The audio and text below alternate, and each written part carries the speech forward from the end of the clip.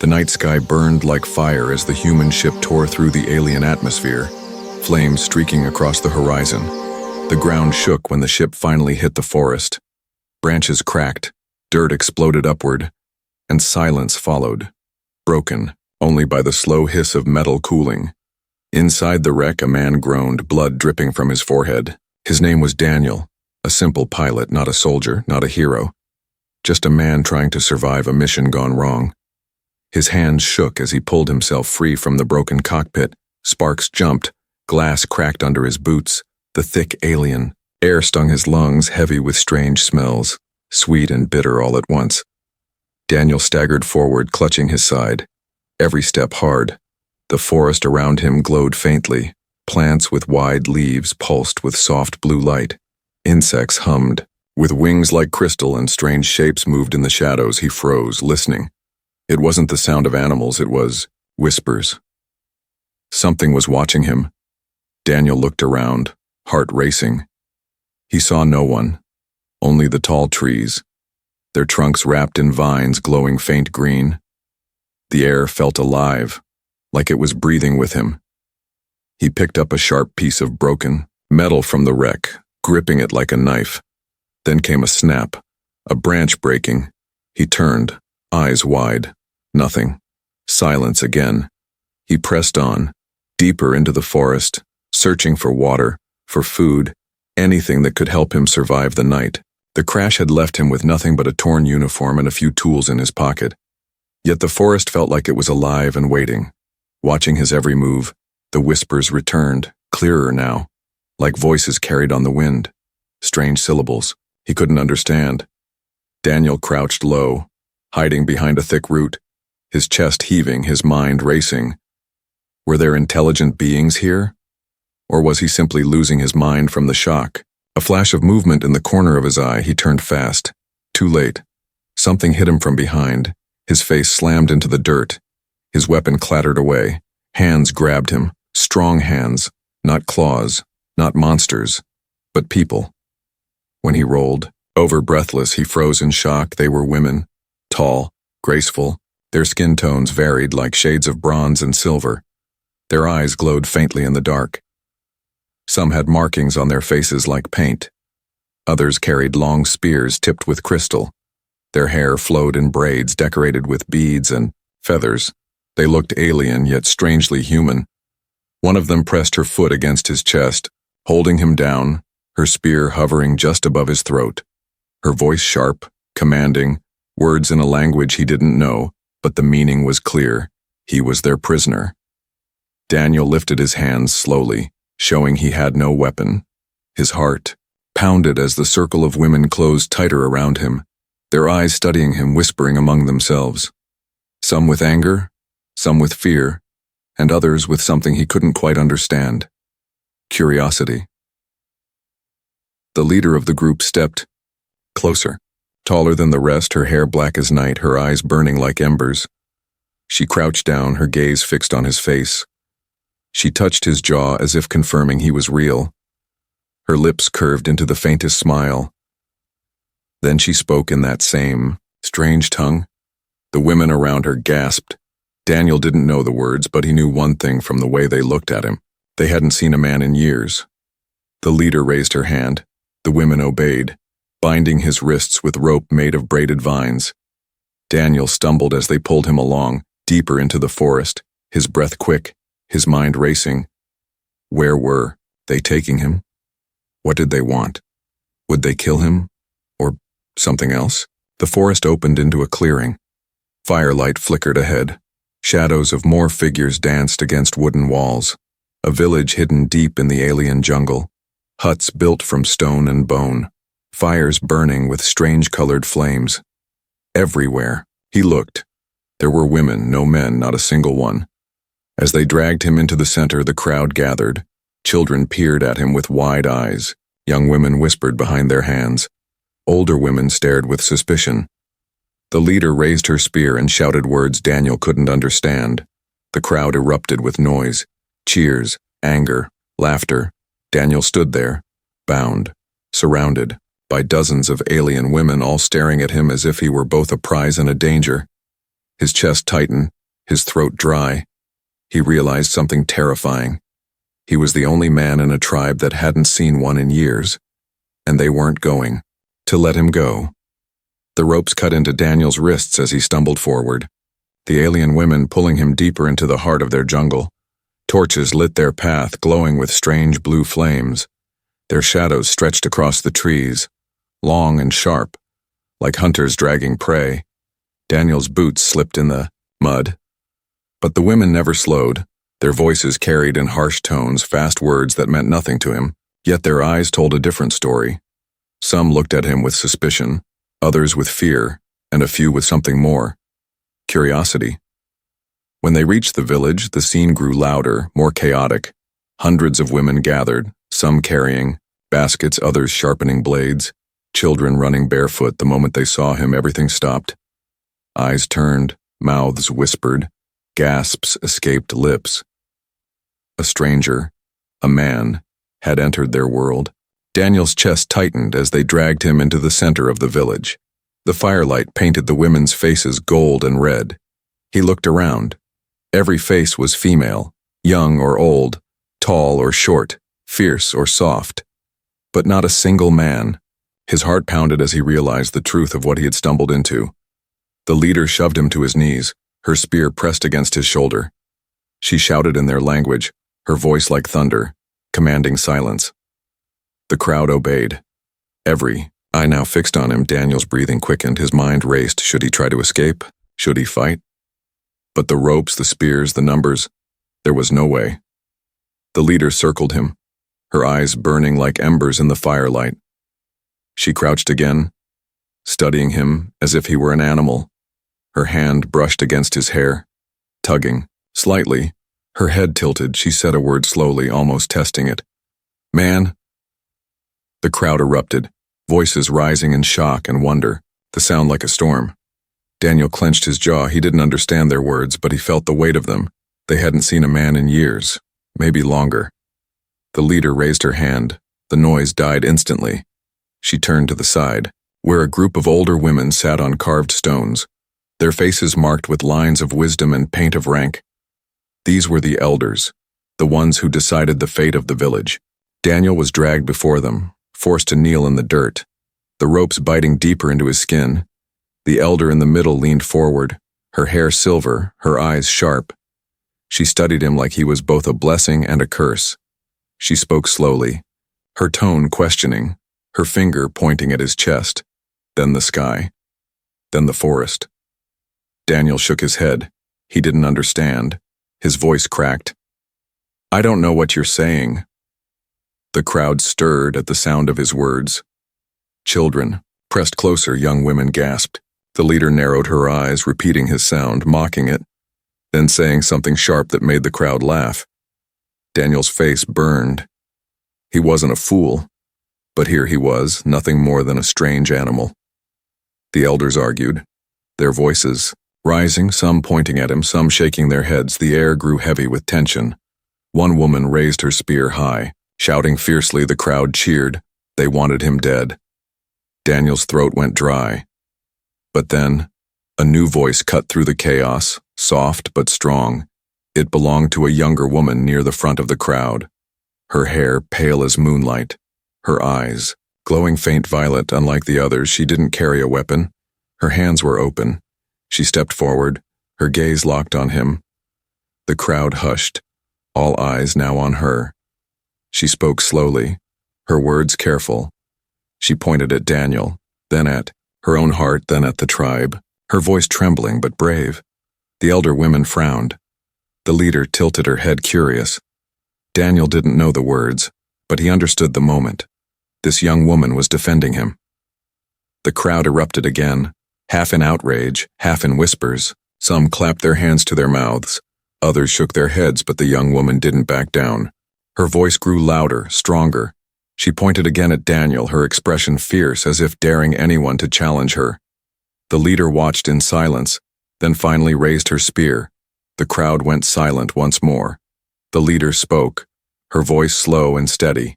She pointed at Daniel, then to the edge of the village where the dark forest loomed. Her words rolled like thunder.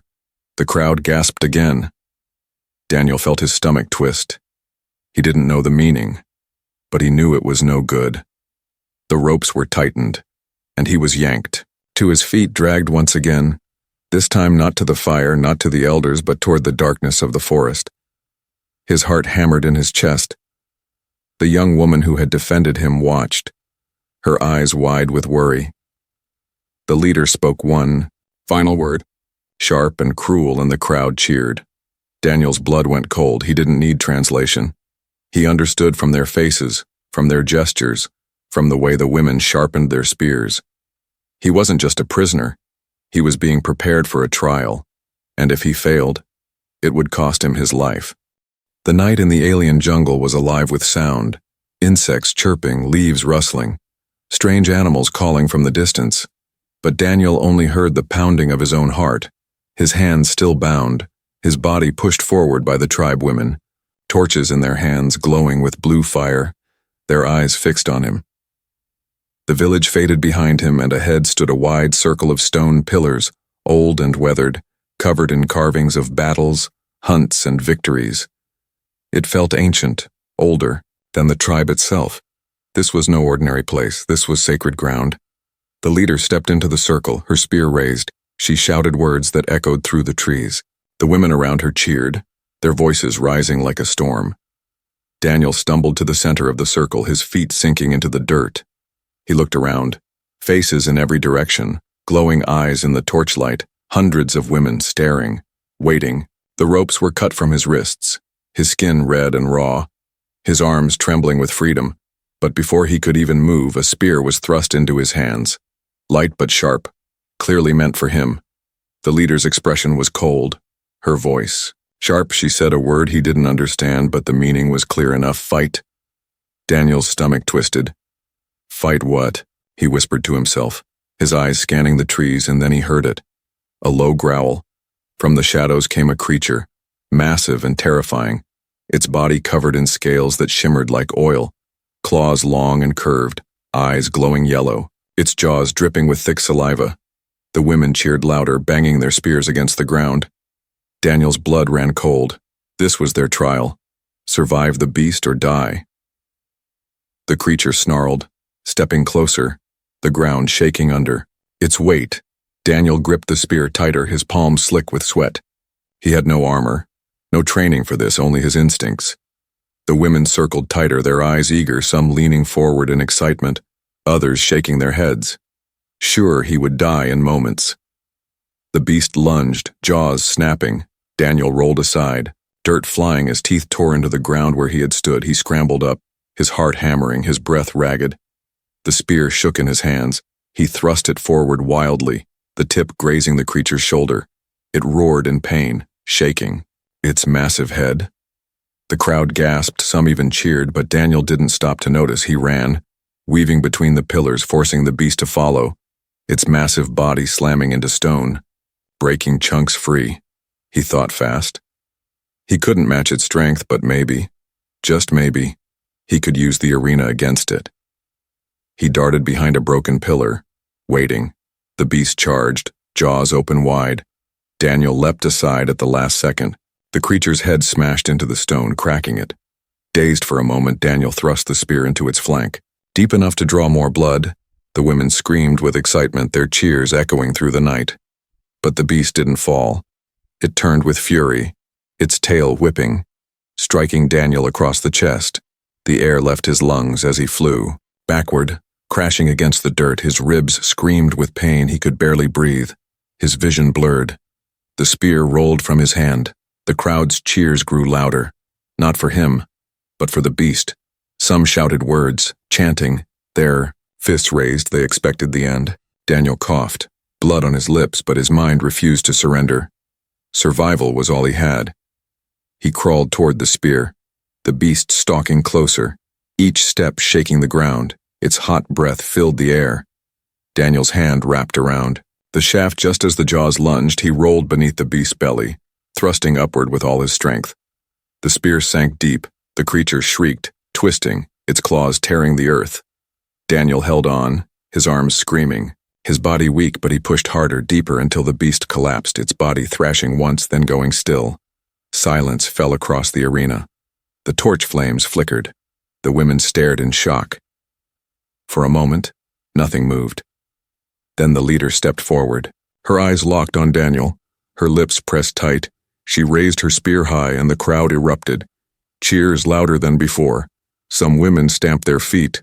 Others clapped their hands. Children shouted. Daniel dropped the spear, his chest heaving, sweat and blood covering him.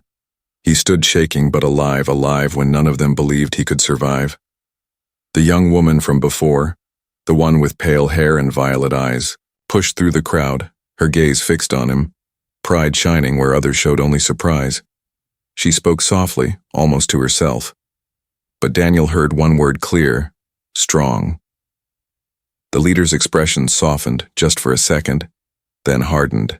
Again she gestured sharply, and Daniel was grabbed once more, dragged from the arena, but this time, the ropes weren't so tight. The hands on him weren't so harsh. The women's whispers followed, curiosity and wonder in every word. Daniel realized with a shiver he had passed their trial, but his place among them was far from safe, because now he was not just their prisoner. He was something far more dangerous, a man who had proven himself worthy of survival, and that made him valuable. The night after the beast's death was restless. Daniel sat inside a wooden hut, his hands free but his body still aching from wounds. The tribe had given him food, strange fruits that glowed faintly and water from a carved stone bowl. It wasn't kindness, it was something else, something heavier. Outside, the village was alive with sound, drums beating slow and steady, women chanting words that carried through the air. The fire in the center burned brighter than before. Sparks, rising high into the black sky. Daniel could hear their voices, his name mixed inside their alien language. It sent a shiver through him. He didn't understand their words, but he understood one truth. The fight with the beast was only the beginning.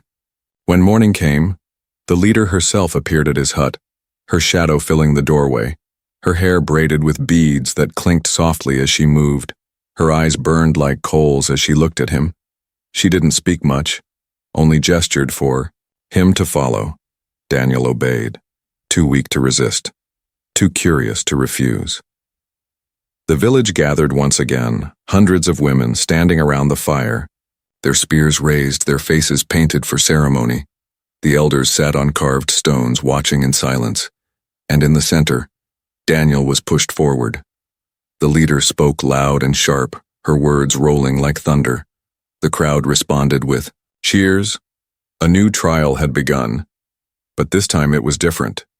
There was no beast, no monster to kill.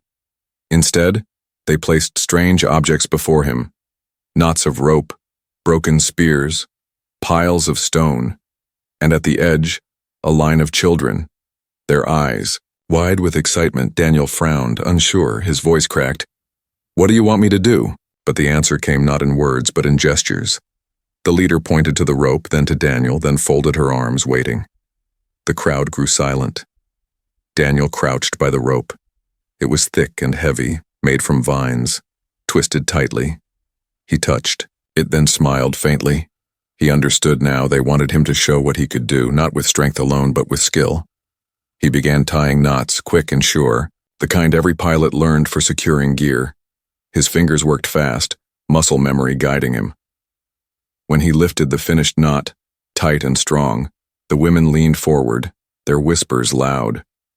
The children gasped. The leader stepped closer, tugged at the knot with all her strength. It didn't move. Her eyes narrowed, not in anger, but in thought. Daniel could almost see her respect forming. Next came the broken spears, their shafts cracked, tips missing. Daniel picked one up, running his fingers along the wood. He found sharp stones on the ground, tied them with the same vines using the knot he had just shown. Within minutes he had repaired the spear stronger than before. The crowd erupted in noise, some clapping, some pointing, their voices rising higher. Daniel realized something shocking. They hadn't seen these things before. Simple tricks, simple repairs, knots and bindings, things every human took for granted, but here, they were like magic. The children rushed forward, tugging at his hands, begging to see more, their eyes glowing with excitement. Daniel laughed softly despite his fear, showing them how to twist vines into loops, how to secure stones onto wood. The children copied him, their laughter filling the air. But not all faces were kind. Some of the older women frowned, their eyes sharp, their voices low.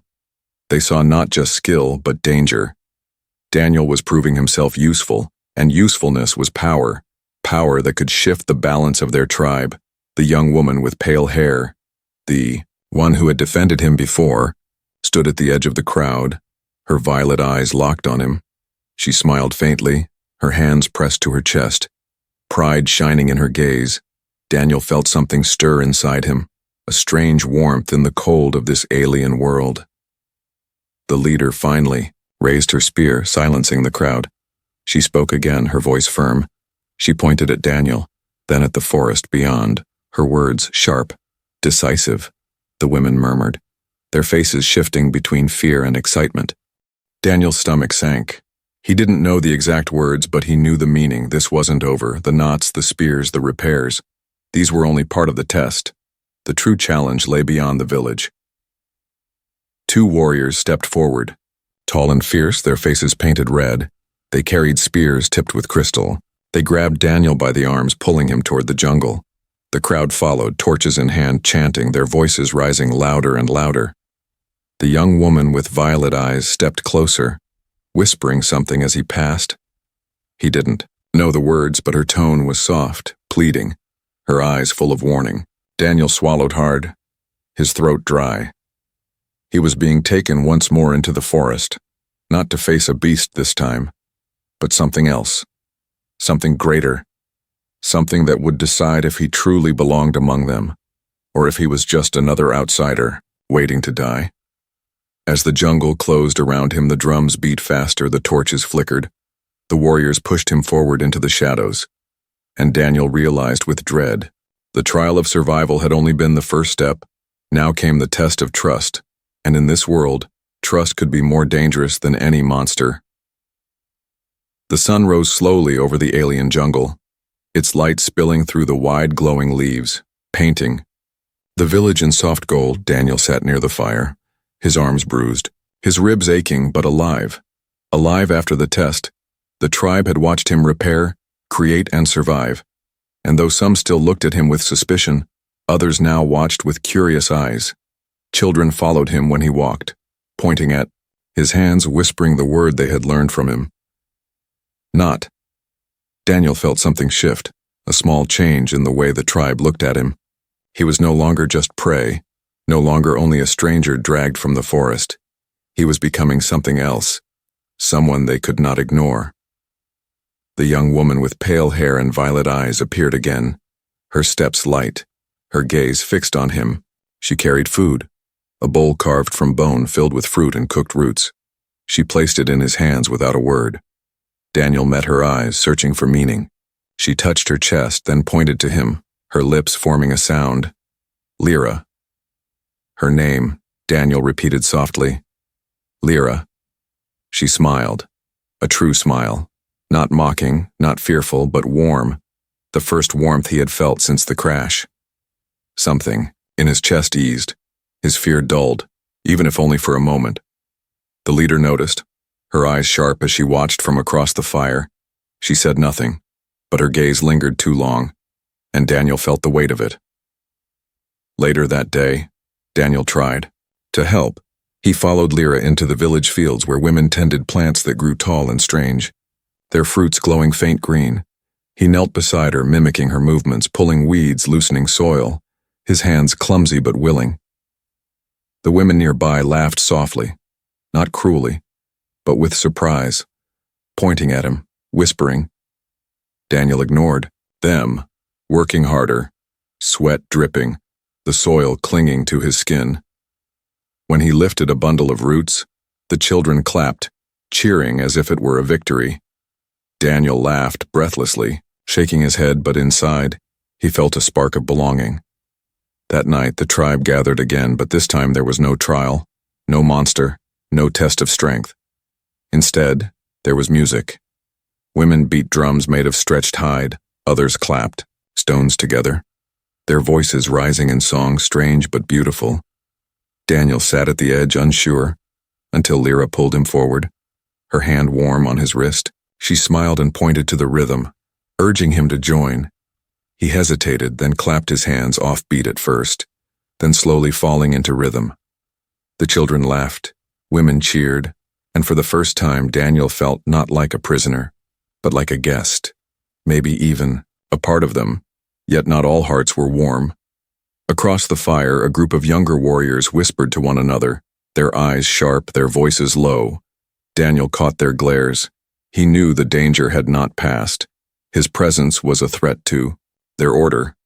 A man among them could change everything. Still, as the night went on, laughter filled the air, and Daniel felt the bond forming, not just with Lyra, but with the tribe itself. Small threads of trust weaving together, fragile but real. Later, as the fire burned low, Daniel sat with Lyra near the edge of the village, the jungle humming around them. She touched the bandages on his ribs, adjusting them gently, her fingers soft, her eyes full of concern. He whispered, "Thank you," though he knew she didn't understand, but maybe she didn't need to, because the look she gave him said more than words could. She pointed to the stars above, tracing shapes in the sky, speaking softly, names of constellations in her tongue. Daniel listened, not knowing the words, but hearing the music in her voice. He pointed too, telling his own stories of Earth's stars, his voice low, his eyes distant. For a moment, the barrier between them faded, two people from different worlds sharing the same sky. But then a horn echoed through the jungle, sharp and chilling. The village froze. Women grabbed their weapons, eyes wide with alarm. The leader barked orders, warriors rushing to the gates. Daniel's stomach dropped. He saw fear in their faces, real fear. Lyra grabbed his arm, pulling him close, her voice urgent, one word repeated again and again. Rival, tribe. The meaning was clear. They were not alone on this planet, and others had learned of him. The bond he had begun to form was fragile, too fragile, and now it would be tested not by beasts, not by trials, but by war. The horn's cry faded into the night, but its echo stayed in every heart of the village. Women rushed to the walls of wood and stone, spears in hand. Children pulled back into huts. Fires burned brighter as torches were lit across the defenses. Daniel stood frozen, unsure if he should move or hide, his chest tight, his mind racing. He had seen fear before in the tribe's eyes, but this was different, deeper, sharper. This was the fear of enemies. The leader barked orders, her spear lifted high. Warriors lined up at the gate, their faces painted, their muscles tense. The younger ones looked eager, but the older women's eyes told another story. They had faced this threat before. Lyra pulled Daniel behind a hut, her hands gripping his shoulders tightly, her eyes glowing in the firelight, her voice low and urgent. She spoke words he couldn't fully understand, but one word cut through over and over again. Men. Daniel's blood ran cold. He shook his head. No men here, only me. But she only pressed her fingers to her lips, shushing him, her eyes wide with fear. The horn sounded again, closer now. The ground trembled faintly with many feet moving through the jungle. The rival tribe was coming fast. Daniel peered from behind the hut, his breath quick, and then he saw them, shadows moving through the trees, torches glowing red instead of blue, faces painted black and white, dozens of figures advancing toward the village gates. Women, all of them, tall and fierce, their spears gleaming, their eyes filled with hunger. The leader raised her hand. Silence fell. The enemy tribe stopped at the edge of the clearing. Their own leader stepped forward, her hair braided with bones, her face scarred, her eyes cold and sharp. She shouted across the distance, her voice like thunder. The words meant nothing to Daniel, but the meaning was clear from the way she pointed. Straight at him, gasps rippled through the village, whispers rose, every head turning toward Daniel, his chest clenched, his mouth dry. He didn't need translation to understand. The rival tribe had come for him. The leader of his tribe shouted back, her voice fierce, her spear lifted. The crowd cheered. But the enemy only laughed, their voices rising like a storm. Then the scarred leader raised her arm, and the rival tribes slammed their spears against the ground in unison. The sound thunderous, shaking Daniel to his core. War was coming. The first stones flew. Fire lit the sky. The rival tribe hurled torches over the walls. Huts caught flame. Women screamed. Warriors rushed forward. The gate shook under the weight of the attack. Daniel's instincts kicked in. He grabbed Lyra's arm, pulling her back from the fire, his eyes searching desperately for tools, weapons, anything. His mind racing with human survival tricks, he spotted barrels of water near the fire pits. He shouted, "Water!" Though they didn't understand, he pointed, waving his arms. Finally, some women understood, rushing to put out the flames before they spread. The gates cracked. The enemy tribe pushed harder. Screams rose as spears clashed. Firelight painted everything red. Daniel's chest pounded. He wasn't a warrior, he wasn't ready for this, but he couldn't stand still. He grabbed a broken spear from the ground, holding it tight, his eyes darting to the walls. He saw where the enemy pressed hardest, where the defenders were weakest. He shouted, pointing, waving, urging them to move, to strengthen the weak spot. Some of the women followed, rushing to block the break. Lyra stayed close, her face pale but her eyes steady. She handed him another weapon, a crude axe made of bone and stone. He swallowed hard, nodding. The gate finally burst open, enemies pouring in, spears flashing, war cries filling the air. Daniel's throat went dry, his body tense. One of them rushed at him, her spear aimed for his chest. Instinct took over. He ducked low, swinging the axe. The clash was messy, wild, but the enemy fell. For a moment, silence filled his ears. He looked at the woman he had struck, shock flooding his chest. He had fought, really fought, and lived. But more rushed in. Chaos swallowed the village. Warriors clashed in every corner. The leader of Daniel's tribe fought fiercely, her spear flashing like fire, her voice a roar above the storm. But even she was being pushed back. Daniel spotted children crying near, a burning hut trapped. He didn't think. He just ran, dodging spears. Leaping through the smoke, he grabbed them, pulling them out just as the roof collapsed. The crowd screamed, but the children clung to him, alive. The tribe saw, their eyes widening, even in the chaos. Whispers spread. He wasn't just surviving. He was fighting with them, saving them, standing beside them. The scarred leader of the enemy tribe roared, her eyes locking on Daniel. She shoved her way through the battle, her spear raised, her voice calling his name like a curse. Daniel's blood froze. She was coming for him, not for the village, not for the leader, but for him. The bond he had formed was fragile, but now it would be tested in fire and blood, because if he fell tonight, the tribe would lose more than a man. They would lose the hope he had accidentally given them. The battle raged deep into the night. Fire lit the skies. The jungle echoed with screams and war cries. Smoke stung Daniel's eyes as he stumbled through the chaos, his axe heavy in his hand, his chest heaving with every breath. The rival tribe pressed hard, their scarred leader cutting a path through the defenders, her eyes locked on Daniel. She wanted him, not the village, not the women, only him. Her voice thundered above the storm, calling his name, twisting it into a curse. Daniel's heart pounded, fear clawing at his throat. But he couldn't run. He saw the children huddled behind huts, women bleeding but still standing to protect them. He saw Lyra clutching a spear too big for her hands, her violet eyes fierce, refusing to back down, and something inside him shifted. He wasn't just a lost pilot anymore. He wasn't just a stranger pulled from the forest. He was part of this fight, part of these people, whether he chose it or not. The scarred leader charged, her spear flashing in the firelight. Daniel barely raised his axe in time. The clash rang through the air, sparks flying. His arms shook under the force. She was strong, too strong. But he refused to fall. They circled, the crowd screaming around them, warriors pausing to watch.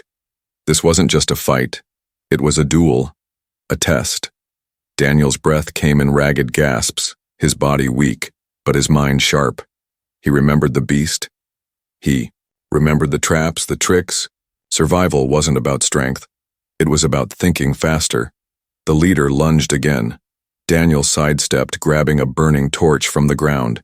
He swung it, flames rushing at her face. She snarled, stumbling back. The crowd roared. Daniel didn't stop. He drove forward, axe in one hand, fire in the other, his movements wild but desperate. Finally, with one last strike, he knocked her spear aside and pressed the torch close, flames licking her arm. She screamed, falling to the ground. The rival tribe froze, their leader beaten. Silence fell, broken only by the crackle of fire. Daniel stood over her, chest heaving, sweat dripping, axe raised for the final blow. The tribe shouted, urging him to finish it. Their voices thundered. Kill her, end it.